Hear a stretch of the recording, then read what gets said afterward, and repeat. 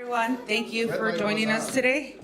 It is now 6:13, and with that, we will do a recall to order of a regular session. Jackie, can we please start with a roll call? Amanda Ernest. Here. Fred Davis. Here. Steve Byers. Here. Ariel Owens. Present. Christopher Boyes. Here. Daisy Ramirez.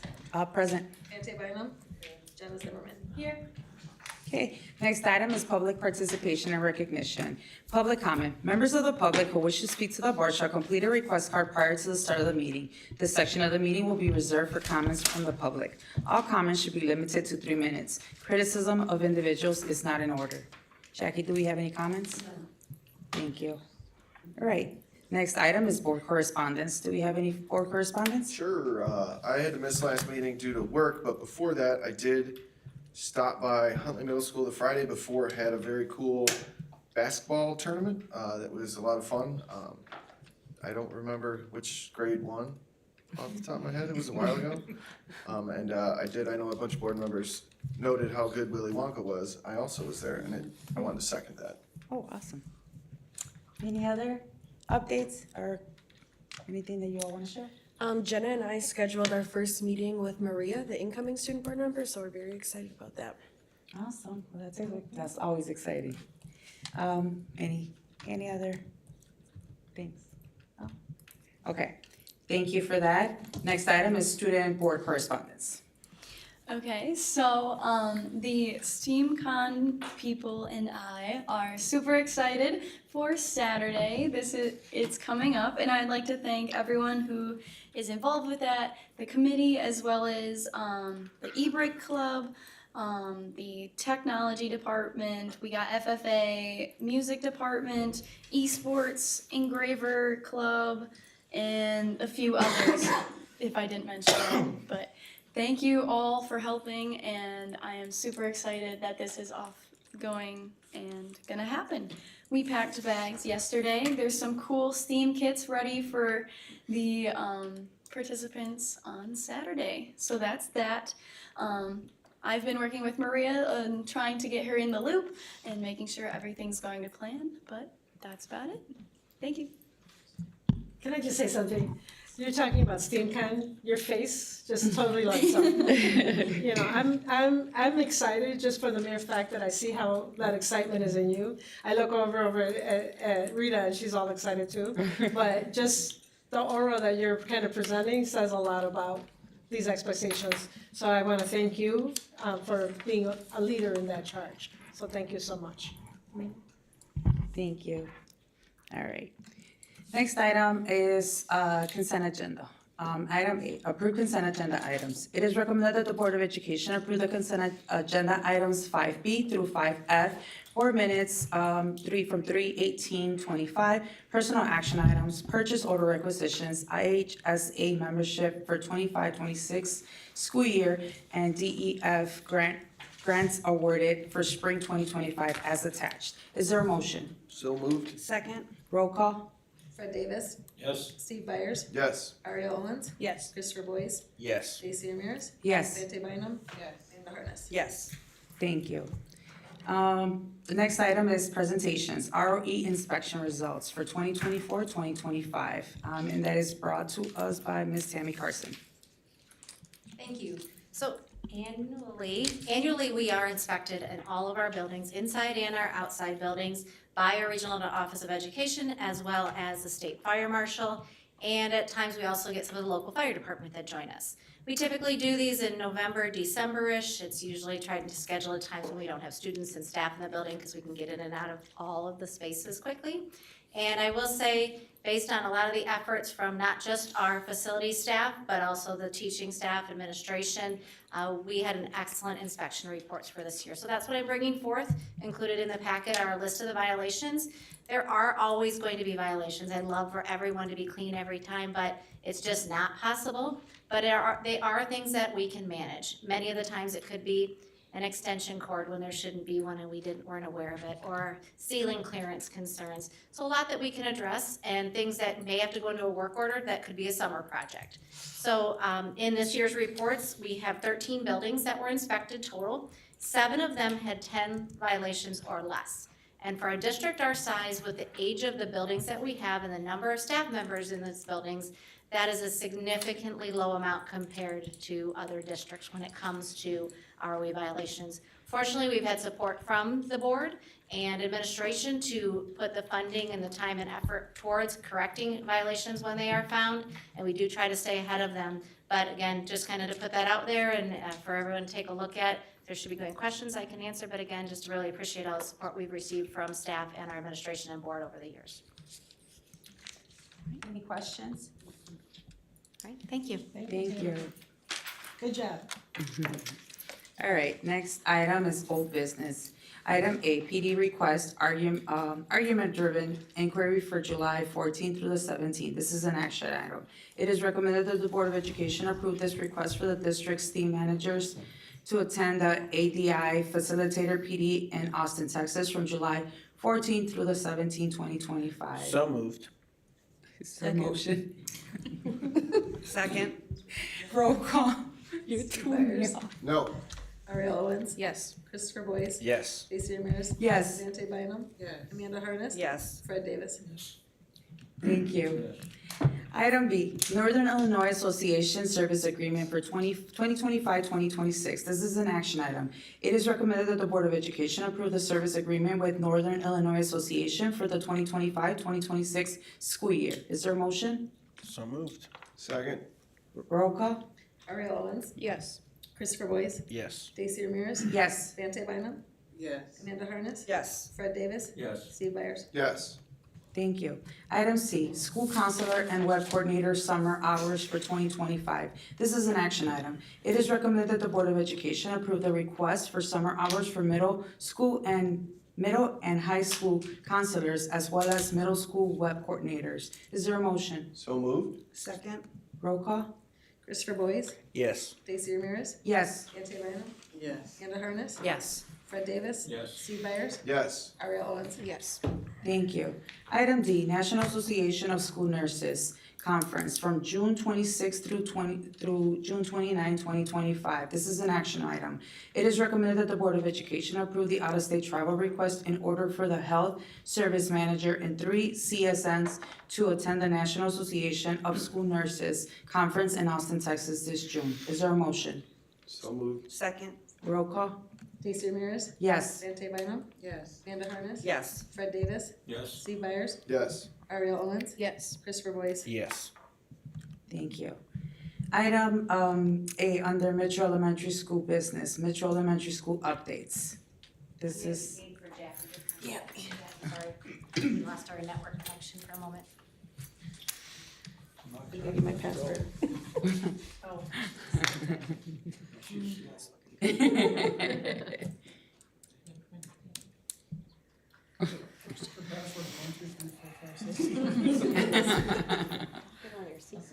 that what you like? All right, Rich of the Month board meeting, I always like to provide updates on the progress in the construction, and we are so close to completion. There are very few floors that are left to do, so again, always very excited. If you haven't been by the school in the past week or so, they did put the covering over this entrance piece. This is right at our front door. Don't worry, that little shadow around the circle that you're seeing is just plastic that has not been peeled off and finished, and painting that still needs to be done because they do need to seal it. But the purple colors of Mitchell are very proud and right at the front door. So that's exciting. As you know, we always have the circles and the shapes throughout the building. Our main corridor. So as soon as you get into the front door and through the office, this is the first thing you see. To the left is the cafeteria, if you remember. To the right is the gymnasium, and we are full of color. So that's what all of this is. Those sound panels are in there, as well as the new lighting, very different lighting that you're seeing throughout this building. So that's kind of a glimpse of that, as well as you'll see some close-ups here. This is the cafeteria side. There is a retractable glass wall. So again, gives us some space for additional space since we don't have like an auditorium or a stage in this area. And then the beautiful mural that's been added to the entrance area. If you do remember, we are the Mitchell Monarchs at this building. So that was put together with all of the input of Rita and Maurice, putting together some great ideas and getting that put up, I think it was just last week. In the cafeteria, this is just a glimpse of the cafeteria and kitchen. You'll also notice some unique lighting that's been put into that space. You'll see this kind of lighting throughout the building at different spots, but this is, again, just some other areas. The gymnasium, the floor is one of the last things that'll be going in, but for the most part, the rest of the area of the gymnasium has been finished. The sound panels are up, the painting is done, basketball hoops are up, and the curtain is up in the middle. Just want to show you one of the completed innovation pods. The second and third grade wings are pretty well done, except for some finishing touches down the hallways. But this is one of the innovation pods. I believe this is, I don't know if it's second or third grade, but as you see, there's bottle fillers, there's a lot of storage, there's sinks. This is a carpeted area, so it can be utilized for, if they're doing pull-outs in this area, that there'll be some unique furniture coming into it, which creates more of a flexible seating plan out there. Media center, again, that same type of lighting is brought into this space. They just started the floor in the media center, so we'll be seeing that come into play. Art room. The steam room. These are spaces. Not a hot steam room. Not a hot steam Okay, I room. just wanna make sure Yes, that's clear. It's not a yes. hot steam. Thank you for clarifying. There is a specific entrance for the buses right off of the bus circle drive, which is off of Ridge Road. So just to show where and then there's walk-off, what they call walk-off carpet coming in from there that it takes in the debris and any weather that's on people's feet coming in. It walks off a lot easier before it gets onto the hard surface. To the left of that green wall area, that's the first grade innovation pod. And then we are on track. We did have to make a slight adjustment. We had hoped to be in our classrooms this week, starting to clean at our level. The punch list is actually going to be done by our architect on Friday, and then some of the major punch items that need to be done before we start putting our head custodian in the building to start cleaning those spaces. That has just been delayed till April 14th is the anticipated. We don't expect any concern with any other further delays. The May 1st date is really the one we're looking hard and fast at, that we're gonna start moving furniture in the week of May 5th. That's scheduled to take about 3 weeks to get all the furniture brought in place. It's being assembled off-site, so that's nice, because then when it comes in, it just gets put in place directly into the rooms, made sure it's all exactly what we've ordered. And then we're still on track for June 1st, the exterior is turned over, so we'll be at substantially completion by June. They did try to pull a terrible April Fool's Day joke on me today to tell me that the plumbing all had to be redone in the corridors, which was going to require all of the ceilings to be taken down, and I stayed extremely calm and just asked how that would impact our schedule. And I asked it twice, and he finally looked at me and goes, "You're supposed to be getting upset." And I'm like, he goes, Wait "It's, after they give you a schedule date, then you go upset. right, exactly. They didn't tell me anything that got me upset at that point. You're exactly Yeah, right, Fred. exactly. So, any questions? It looks beautiful. Thank you for sharing that. 30 days away. We're getting That's there. amazing. So just a reminder, we do have ribbon cutting on August 8th, Friday, August 8th, 11 a.m. Make sure to put that on your calendars, hold it for us. And then on August, after that ribbon cutting, from 11 to 1 at around 2 o'clock.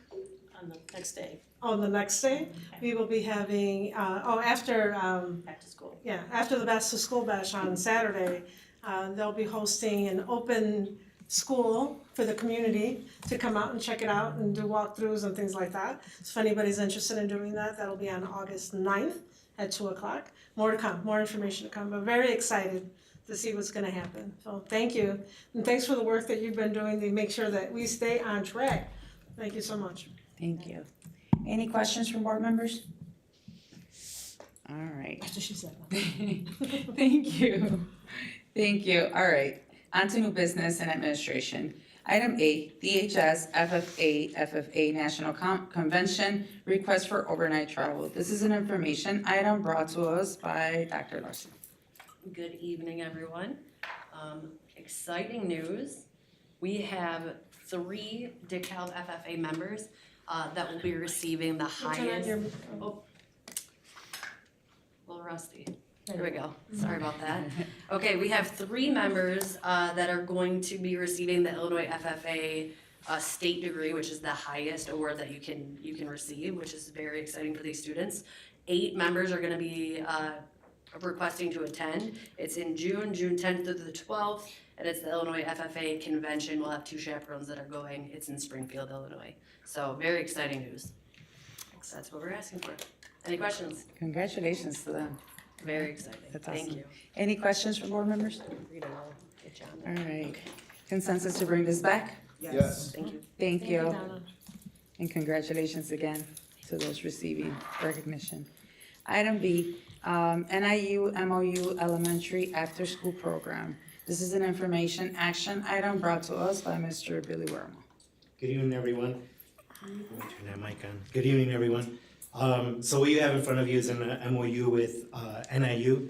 We actually, Cortland and Malta received additional 1003A money, which is the designation money that we get for being a designated school.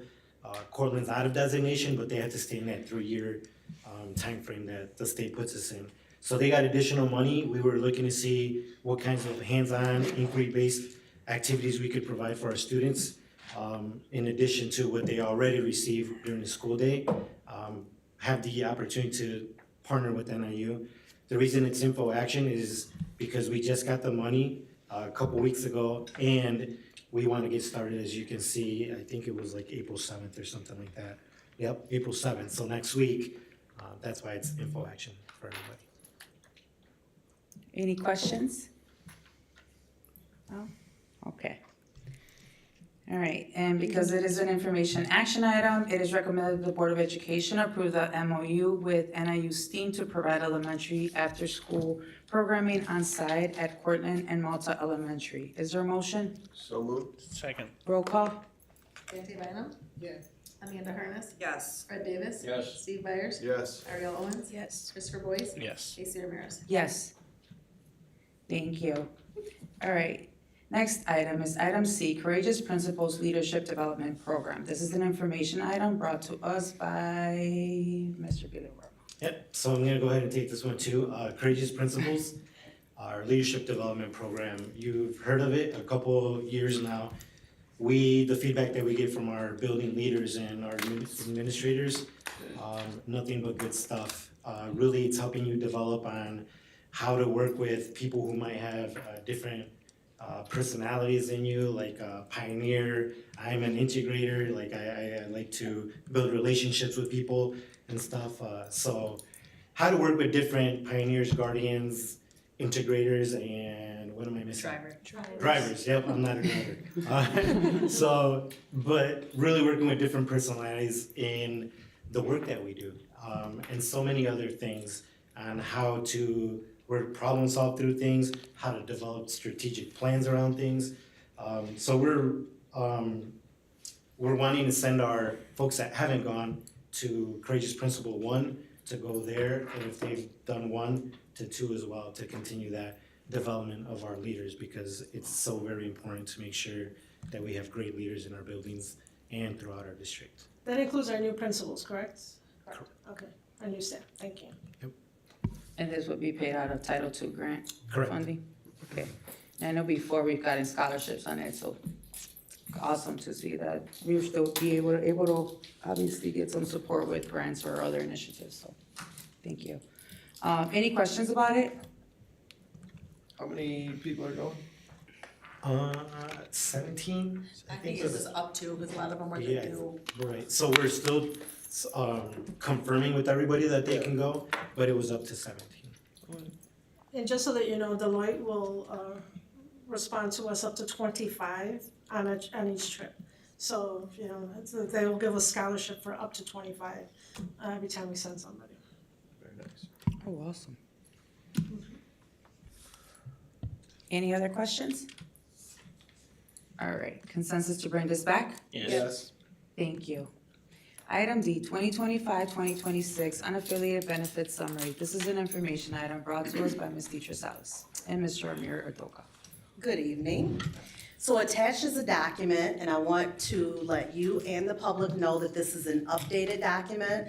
The original document that was posted to the board docs was replaced with this one because there's been a change after legal review. So the one that was previously posted showed that there was a proposal to change the length of the contract to 2-year contracts. After legal review, we have removed that because there is some language in school code that if we offer multi-year contracts, that it could impact those administrators that have tenure within the district. So at this time, we are removing that. So the only proposed changes are those that you see that are highlighted in yellow. Oh, there we go, make it a little bigger so folks can actually see it. All right, so annually we come to you with this unaffiliated benefit summary to request your approval for certain benefits as related to our unaffiliated staff. Unaffiliated staff include those that are not part of a collective bargaining unit. So this year, our proposals are highlighted in yellow on this document. The first being annual increase. Annually, the increase has been CPI, but this year the recommendation is to do 5% as it mirrors some of the contracts that are in place for some of our collective bargaining units. So that recommendation is 5% across the board for unaffiliated staff. The next section is our TRS and THIS member contribution. This is not a change in practice, but it's a change in language. In the past, it said 100% of 100%, so we've updated it to say 100% of earnings because there has been a change in the language by TRS and IMRF. The next category down is for IMRF, and it's the same thing, a change in language. So changing that language from just 100% to specifying 100% of earnings. Moving down under our post-retirement benefits, the first section is notice requirement. This is because we need to update our practice. Currently, staff can provide a 4-year notice of their retirement, but it did not have a deadline, and retirements could be anywhere within the calendar year. So the proposal is to change the language to up to 4 years. Retirement notice must be for a full school year submitted by June 1st. When individuals submit a retirement notice, that puts them on the retirement track for up to 4 years, and each year they are eligible for a 6% increase. Well, the reason we need the deadline is there are individuals that everyone gets an increase at the start of the fiscal year, July 1. But for those that are off cycle for retirement, let's say December 1st, then they become eligible for another increase December 1st of 6%. So to limit the double increases, we are requesting to have a deadline by June 1st, and that is for the full school year. And then the final recommendation is for, this is new, but a payment for unused sick leave days. Currently for unaffiliated staff, this benefit does not exist. It does exist for our DCTA collective bargaining unit members, and that is that upon retirement, they can take up to 100 of their unused sick days, and they are paid at the rate of $50 per day. So we are proposing the same thing for our unaffiliated staff members. Those are the items that are different from the previous benefit summary. Any questions I can answer?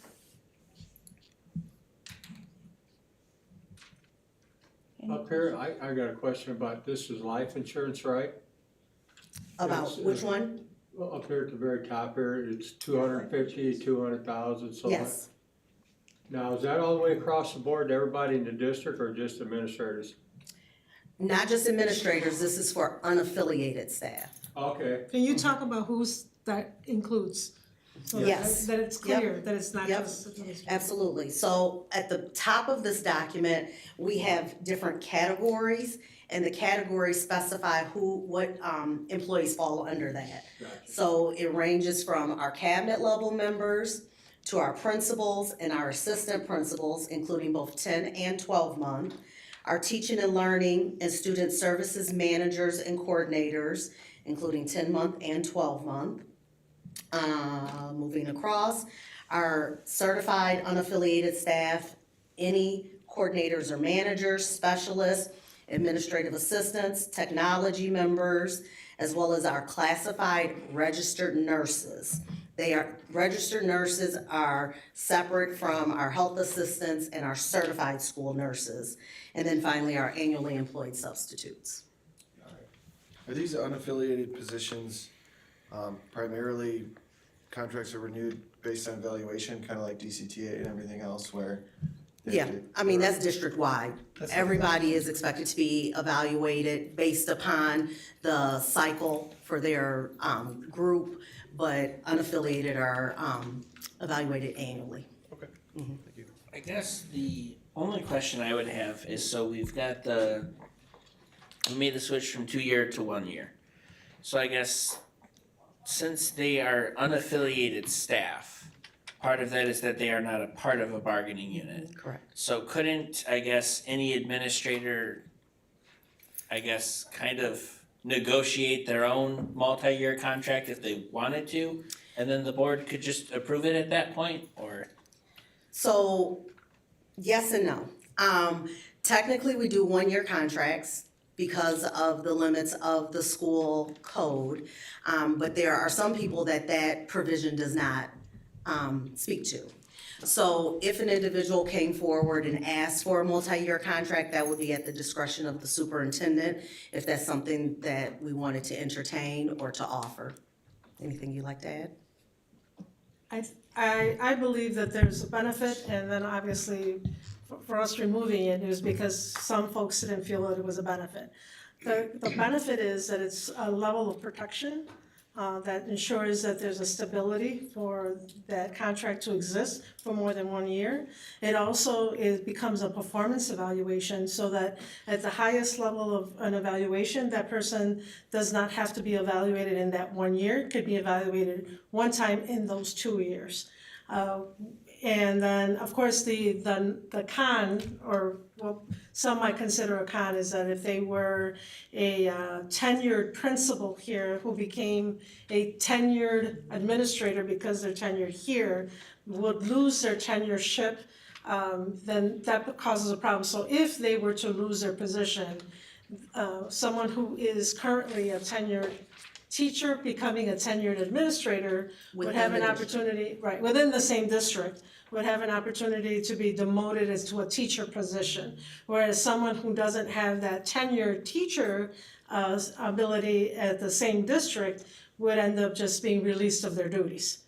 A couple questions. Well, that being said, so if they're demoted, would they still get to carry their seniority with them and benefits that had it, or would they start all over? They would then, if they're reclassified to teacher status, they are then under the DCTA contract. So they would carry their district seniority, but their seniority within the collective bargaining group would change. And then their benefits would be of those that are part of the DCTA contract. Okay. Second question, so with the multi-year contract, I wouldn't be opposed to it.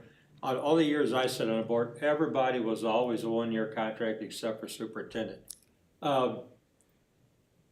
Is this pretty normal? I mean, is it normal? Is there other districts out there that's have people in multi-year contracts, There are, absolutely.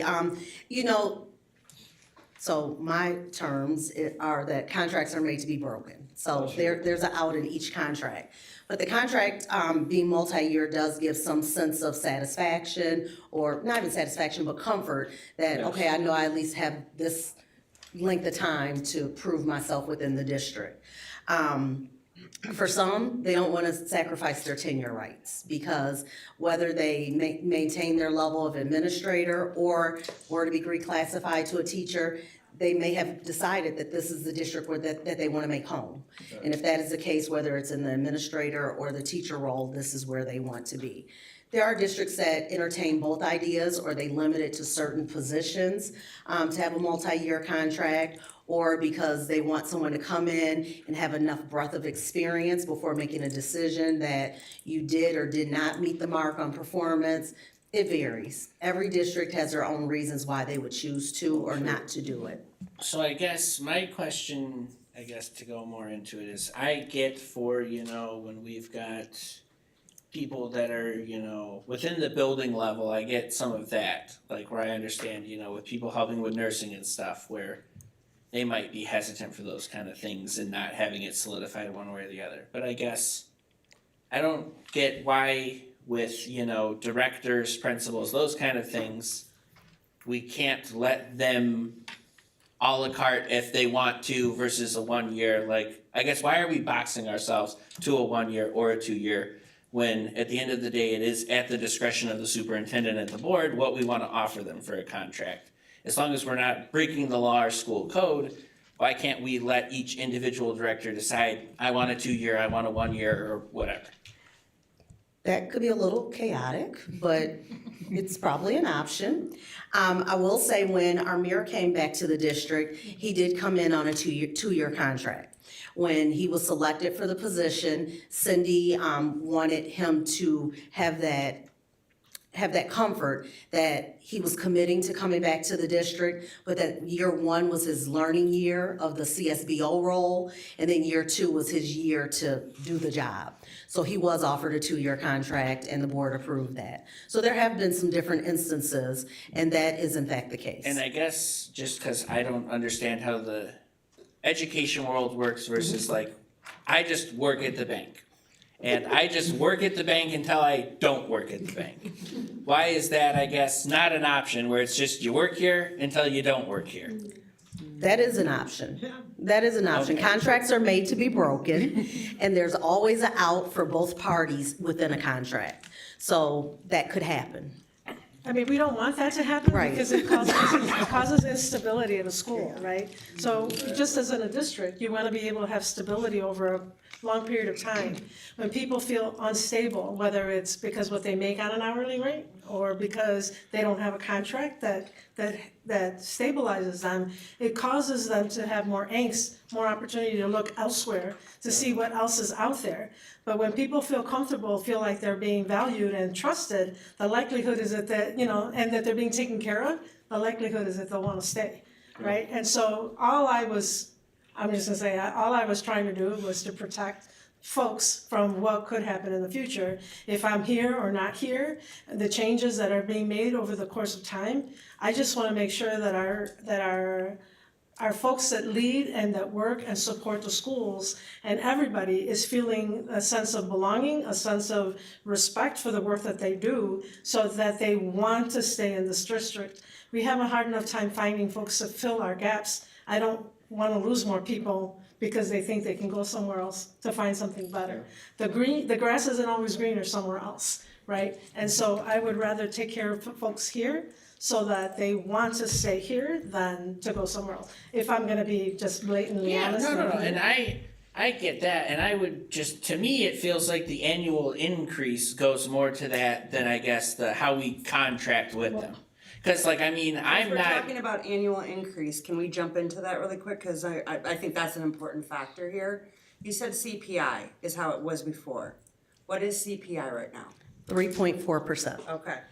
Why are we changing it to 5%? Because we just set these salaries 2 years ago and gave some large increases. And 5% on $100 and something thousand salary is a lot compared to a 5% on someone who may be making 70, I mean, to me, 5% seems like a lot when we have just given a lot over these past few years to this group of associates that had their salary adjusted, and some significantly. 5 is a lot.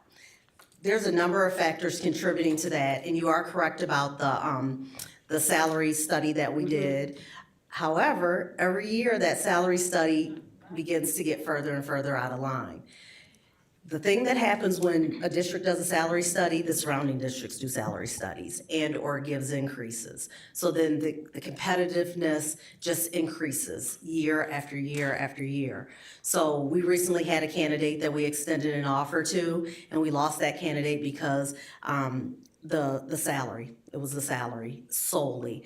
Wants to be here, wants to be in the role, but because of the salary, declined the position. So although we did that a few years ago, it's an ongoing quest of continuing to keep up with that. I think sometimes when those studies come about too, we're trying to play catch up. Yes. Comparison to other districts, right? And that's not to say that obviously the amounts are not high, or the salaries are not high in some of these positions, but the responsibility always also comes with those salaries, right? But also, again, when you're doing assessments of salaries, that usually comes because we know that we are not maybe as competitive as other, surrounding districts or things of that nature, so then we kind of have to play that game of, we need to compare ourselves to where we are at, so that we can try to identify where are our gaps and where, we're falling a little bit short, in cases. And so I get what I you're mean, saying. we did bring them up, and then Yeah. they've been receiving raises on top of Yeah. that. So I'm just saying 5% is a lot more on a $130,000 salary compared to someone who's making $60,000 here. Well, just to put it in perspective, for $100,000 it's $5,000. Is that correct? Okay, so for $100,000 it's $5,000. And that's a lot of money. It is, I'm not denying that, right? Over the course of 12 months, it becomes less and less, but you're right. You're absolutely right. It does appear to be that way, and it is that way. And if I were anybody else, I'd probably say, you're right, I get it, we did a lot.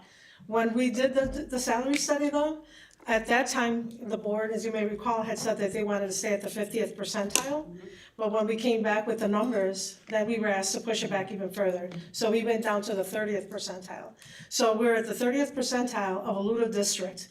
And across, I can't remember how many schools are within the district right now, but within the LUDA district itself. My concern is that back then, which is now 4 years ago, it made a big difference, but now we're 4 years in. And, keeping up just with, the cost of living is one thing, but what we're now doing is we're competing against our neighbors for the same people, and they are opting to go somewhere else that's paying them better.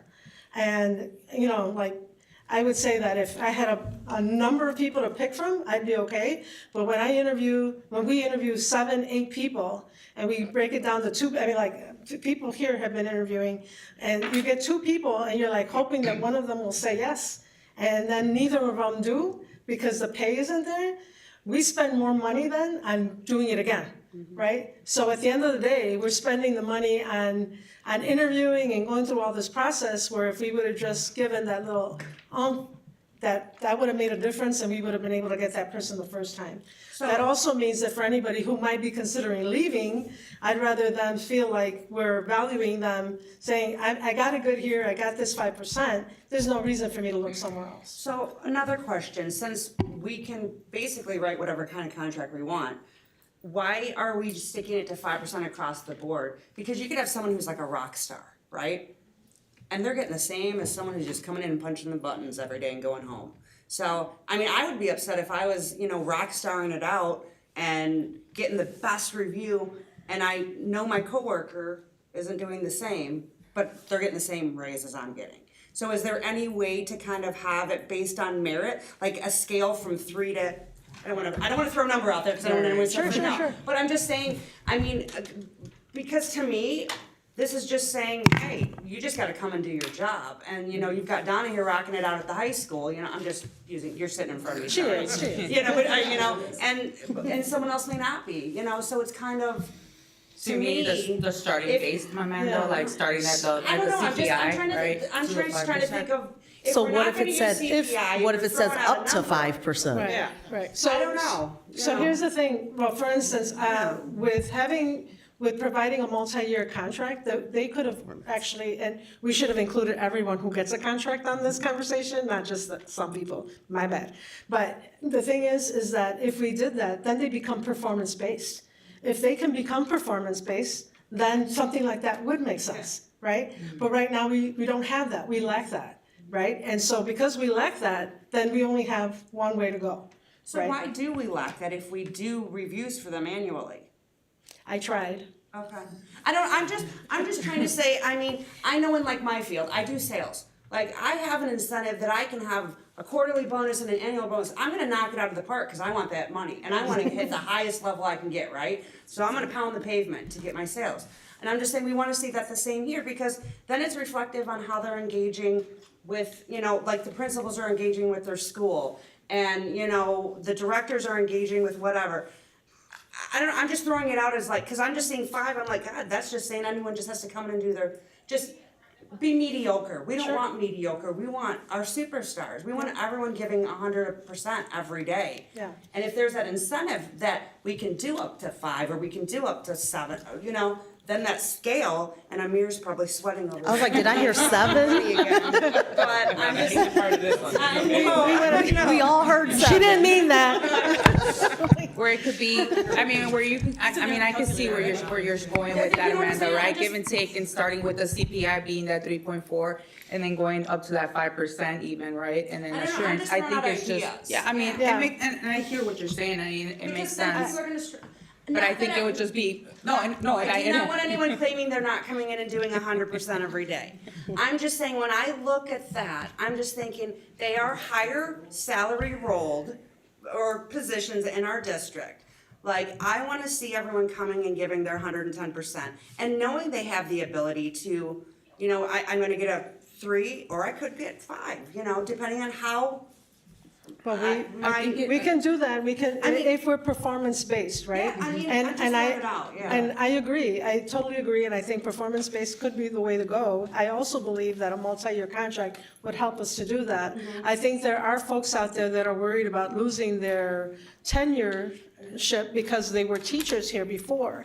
I'm just gonna put this out there, I'm gonna say this like, because I gotta say it, right? But if I'm a principal in this district or cabinet member, and I'm about to lose my job because I wasn't doing my job, and the choice is to go back and become a teacher, the likelihood of me staying is gonna probably be nil. Right. I'm gonna wanna leave before that happens to me. Right. I mean, I'm not saying that everybody would do that, but I'm just saying most people would probably consider that. So you'd have to weigh the differences, and you can only have tenure if you have tenure in this district. So if you taught at Elgin and then came here, it doesn't count. It's only if you taught here and then became an administrator here, correct? Correct. So if you have tenure elsewhere, look, tenure 101. If you have tenure in another district, the ISB has different rules where you can bring your tenure with you. It's called tenure portability. So there's an option to do that. There's also an option to accelerate your tenure if you're receiving excellent evaluations. And then there's a And you're regular talking tenure about as a process. teacher, As a correct? teacher. As a Yep. teacher. So someone in another district could have tenure and come to our district as a teacher and bring their tenure with them.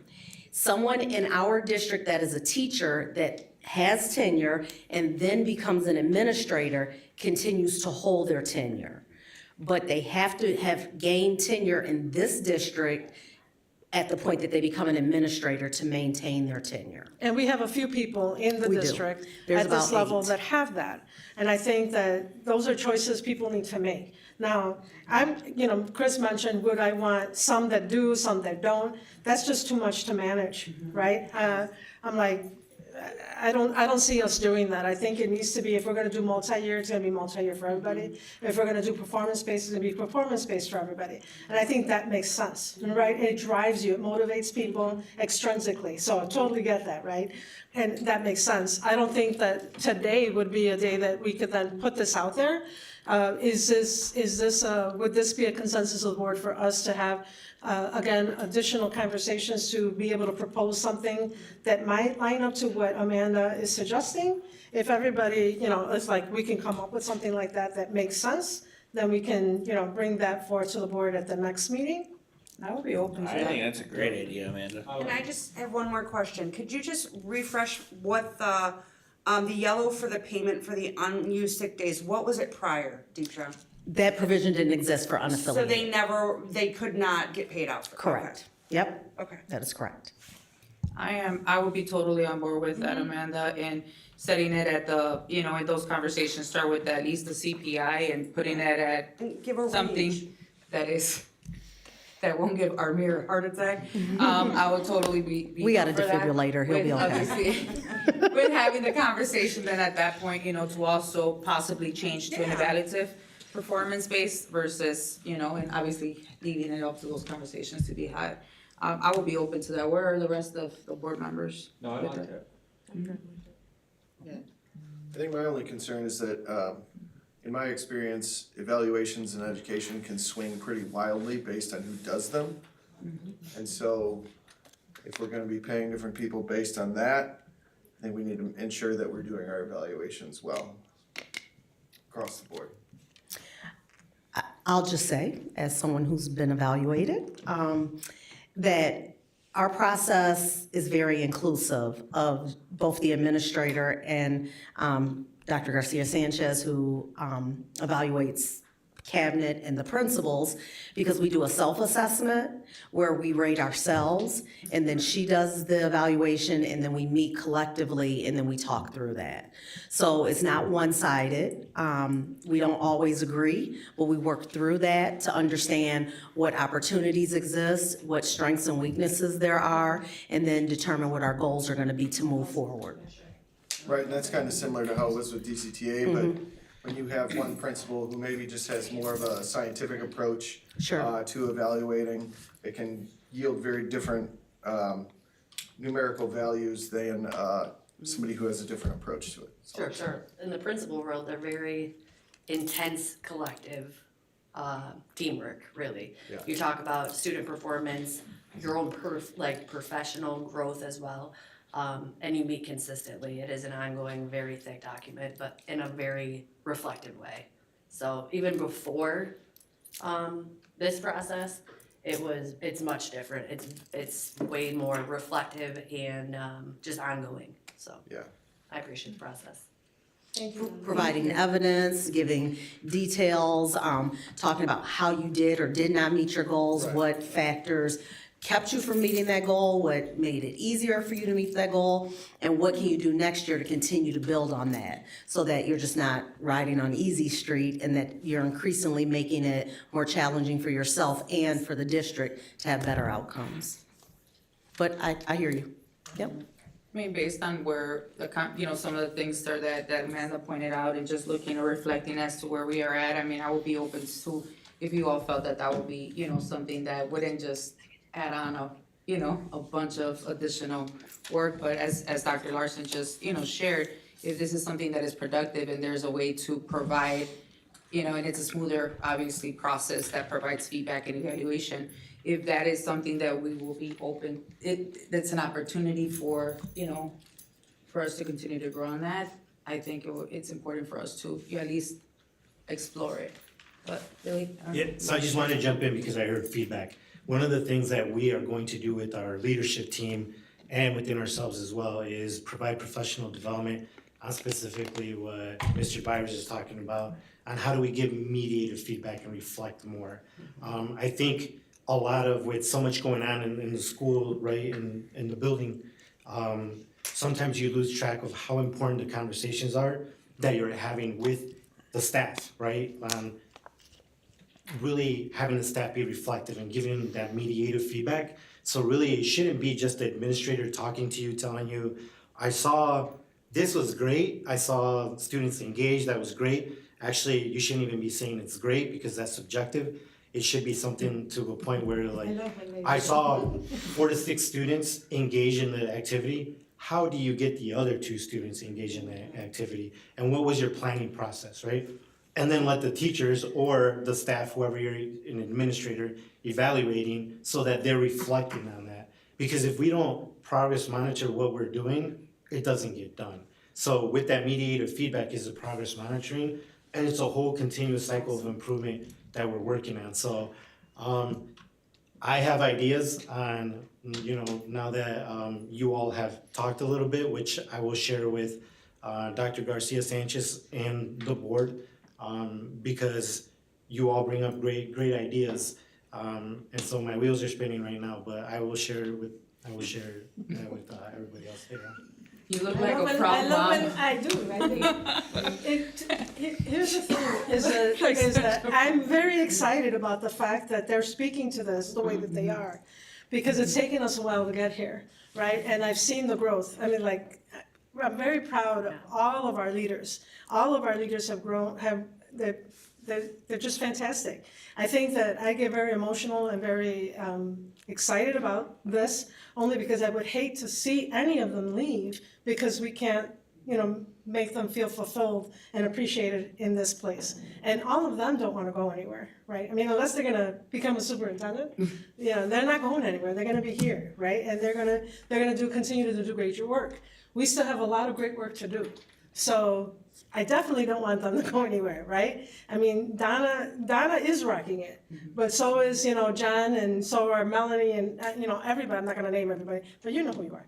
So, everybody's rocking it, and I think there would be an appreciation for us to be able to have a conversation around a performance-based contract that would be multi-year and an opportunity to be extrinsically motivated, to be able to meet, maybe higher expected goals or goals and, not just meet them, but exceed them, right? Meeting them is doing your job every day.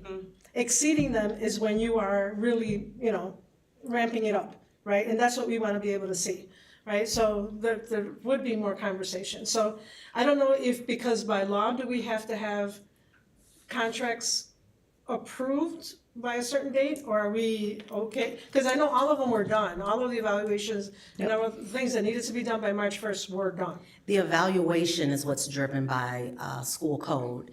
So the contract issuance is that peace of mind, that satisfaction that I have a job next year or for the next 2 years. So we have time to do that, but we do want to get it done because we want folks to have that peace of mind. All right. And is this something you think you can get done and have for the next meeting for us to look at? Okay. That would be, I'm just asking, Sure. is that enough time? I I know it's 2 weeks and that's kind of short, but, We'll do our best. all right, no, that's cool. Yeah, I think one of the things we need to do is get the principals together and cabinet members together for some of the conversation.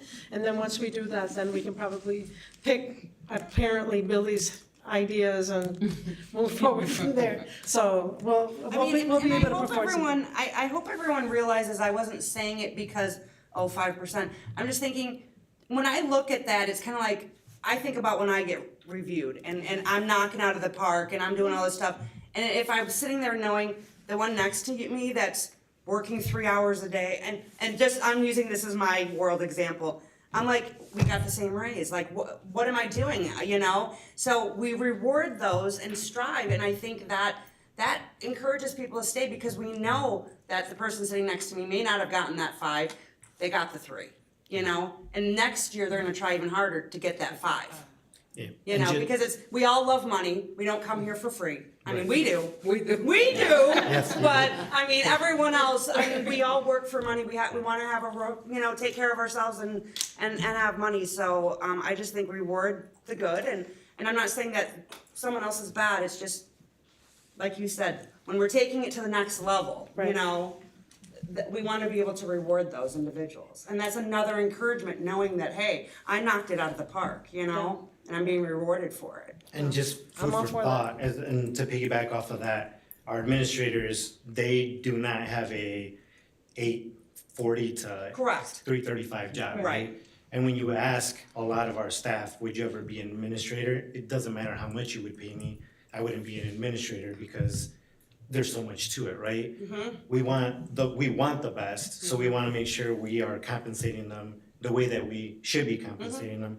I know as you're thinking about the raises, yes, it's on $100 and something thousand, but it's closing the gap. And when you have Right. somebody who's been teaching for 15 years and they now wanna be an administrator, a lot of them turn down an administration position because they're already making enough where they should, it's not worth their, like, monetary wise. Or they make more Or than they make women. more, right? So that's something to think about as Right. well. I know we think about, the first thing that people think about is that administrators get paid so much, but they don't think about the actual hours that administration puts into the job. 100%. I mean, same thing with me. When I'm on the phone with China at 10 p.m., Right.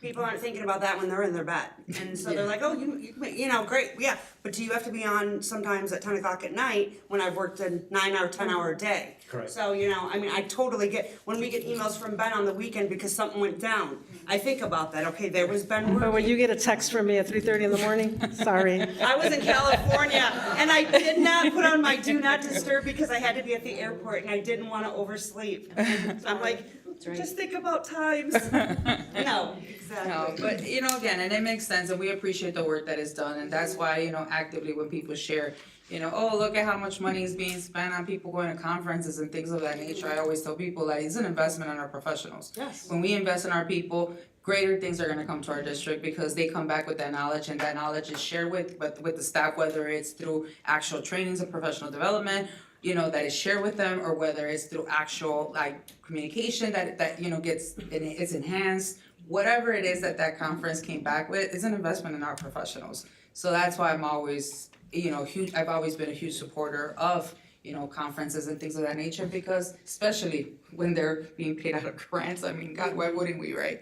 But it's an investment in our people, and the more that we invest in our people and we show people that we care, I mean, hopefully that continues to entice people to stay here, so that is our goal. And I appreciate all the work that you all are doing, and thank you, Amanda, for bringing those points up. And, if this is something that can help you all take and elevate those conversations to that, to get to a point where it would be a greater benefit to the district, I'm definitely open to that. And, I hope everybody else is open to it too. And if we do have consensus to that, is everybody okay with that? Mm-hmm. Yes, yes, okay. Thank you. So thank you all. Thank you. And Jackie, thank you get again for ready to make everything, some all the work. appointments tomorrow. All right, so consensus to bring this back once those conversations are brought or have, Yes. Yes. Thank you. Thank you. All right, item E, Crossing Guard multi-year agreement with Andy Free. And this is an information item brought to us by Mr. Amir Doga. It is the renewal year for our contracts for crossing guards. We have about 19 crossing guards currently, and we will allocate more for Mitchell Elementary. We have been using Andy Frayne. It was passed a service from the city back in 2018. We have used them since 2018. They have reached out for a multi-year contract, and it is very favorable rates. We're looking at about 3.6 the first year, 2% and 2% afterwards. And these are numbers that I think are very advantageous. And if we can lock in this multi-year contract, that'll be great. The only question I had, Amir, what is considered a holiday when I'm looking at this under the OT/holiday pay? What do they classify as a holiday? Did I miss it somewhere in here? Do they define that? A holiday pay, I think is that for the 174 student days? It just, on page number, on the second page, first page, still on the first page, right towards the bottom, under the contract, the 25-26, each year, when you break down the 3 years, you have the billable rate, the bill rate, and then you have OT/holiday. I was just wondering what is defined as a holiday by them? In the charts, Yeah, was it in here The somewhere? table. the table that's Go up up there. right there, Right there. So, yeah, right there where you have the OT holiday rate, what's defined by them as a holiday? I think this is overtime, or if it is, I don't think it is on the date of holiday because we wouldn't have attendance days, but I didn't know if they had like maybe have some a additional specified- calendar days where we have school and they classify them as a holiday, then we'd be paying 34.44. I guess that was my only question when I looked at it. I just was wondering, it caught my eye. Are there any times, just to go off of that, and I'm just wondering if this will help clarify, are there any times or moments in which we would use their services during a holiday? I don't recall ever using it, but if there is a event, I'm assuming, where we will need a crossing guard, then that would be the holiday pay. So there's probably never really a Probably time not. that would, and it's just something that they provide It's just in case, in case. Catch all in case. Yeah, but I Okay. think No, it that's- wouldn't be a that's what bad, I was asking. yeah, it wouldn't be a bad idea to get it clarified anyway, right, just to make sure, but I think it just doesn't happen and they put it just in case it does. Yeah, because I didn't know if like maybe because we have school on like Indigenous People Day or, something like that, and they classify that as a holiday, you know? Veterans Day. Or, yeah, or President, we don't have school on President's Day. So yeah, something like that. Okay, Yeah. so let's just double check. I'll get clarification. Thank you. And I We'll think bring that this. also minimizes too, Amanda, because I don't even think they put in 40 hours either, so the OT I think will be very, if any, So really, it very would just be limited, the yeah. holiday. Because they only put in a couple of hours in the morning and then some in the afternoon. Correct. Yeah, that was, everything else looked good. That was the only thing that caught my eye. Any other questions? No? All right, consensus to bring this back? Yes. Thank you. All right, item F, fiscal year 2024-2025 limitations of administrative cost waiver process. ISB reached out to us regarding administrative expenditures between the 2 years. Due to the new administrator for the new elementary school and kind of being a transition year for us, the administrative cost has exceeded the 5% limitation. And for ISB, we are one of the lowest at the 24th percentile of school districts, unit districts, that has a low administrative cost per pupil. And if you see ISB's ranking here, we're about 370 out of 382, so we're at the lowest percentile. This gives us the option to waive that administrative cost limitation of 5% for this year due to the new school. So because we're opening a new school, we've added an administrator, 2 administrators to it. So that caused our administrative 5% to go up based on our last 3 years trending, right? So even though it's always been low, the fact is that they look to see what the differences are within the last 3 years. In this case, we've added 2 positions, which now raises that beyond the 5%, which is what they're saying, they get it. So they are asking us to complete a waiver in order to say that it's not something common practice. It just happened because this year we're opening a new school and added the 2 positions. Is that right? Yes, and this is afforded to us because we're in the lower percentile for cost. We're asking to bring this back. It will have a public hearing and a approval roll. Any other questions? Consensus to bring this back? Yes. Yes. Yes, yes. Okay. All right, next item, superintendent report. You know what that means. Everybody's waiting to see how this voting thing is going, right? So first and foremost, I hope everybody got a chance to go vote. If not, the polls close at 7 o'clock. So we wish everybody luck and, let's see what the turnout looks like. So first and foremost. Second, I wanted to say that I've been watching the 3 of you, kind of like with this angst and this surprise and whatever. I just want to say to the 3 of you, and as you as representing all of our staff in the school buildings that are not DCTA, right, and that are affiliated, is that I hope that that we have brought goodwill and that you understand that we're trying to make everyone have a piece of happiness and that we value them, right? So, that we're trying to right size and be just and fair is a part of what this is really about this year. So I'm really proud of that work, of the work that has been allowed by this board to be able to get done, the work that the team has been able to do with all of you and with all of you to make good things happen for the people that work for us. I just want to say that. That wasn't on my written thing, but I just want to make sure I said that because I was watching the 3 of you. But here, great news on top of that is that the bar baseball remains undefeated. Our young men are ranked number 16 in state. Is that still true? Yes, yes, yes. Absolutely. Applause, applause. I'm happy for you guys. Jenna's not here anymore, but I was going to turn over to her and say congrats to our acrobatics team, which Jenna is a part of, for placing 3rd at the Great Lakes Regional Competition over spring break. That's another great thing. Our kids are doing fabulous things. And then one last thing before I turn it back to our president. Today was April 1st. I didn't get any April Fool's jokes, I hope. I haven't found anything out, but my kids are still awake, so they probably are gonna try to do something to me. We'll see. But anyway, I wanted to give a shout out to our fabulous registration and enrollment team. Because today was the kickoff, and I can't wait to see what that looks like. We want all of you at home who haven't done what they needed to do to come on out and get it done before time. That way you get the pick of the place that you need to make sure that your children attend, and that you don't have to worry about it during the summer. It just gets done, and all you have to do is wait for them to start school back up again. This is the end of the year now. Coming back from spring break, you know what this means, right? Everybody's a little antsy, everybody's a little excited. So we want them to be, but that doesn't mean that we lower our expectations. We want to make sure everybody's coming every day, everybody's doing the work that they need to, and that everybody's engaged in the work that we all love doing. So with that, I'm going to turn it back to you. so that we can, I don't have to give you this, but turn it back to you to end the meeting. Thank you. All right, any last minute questions from board members, comments, concerns? No? Okay. It is now 7:18, and with that, I would like to make a motion to adjourn to a closed session. To closed session. Oh my God, what am I talking about? I'm not staying. I'm not either. We finished, right, Deidre? Let's try this again. We don't have to do this? Adjourn. I do not, you don't have to show us anything. I'd like to make a motion to adjourn the meeting. I'd like to second the motion.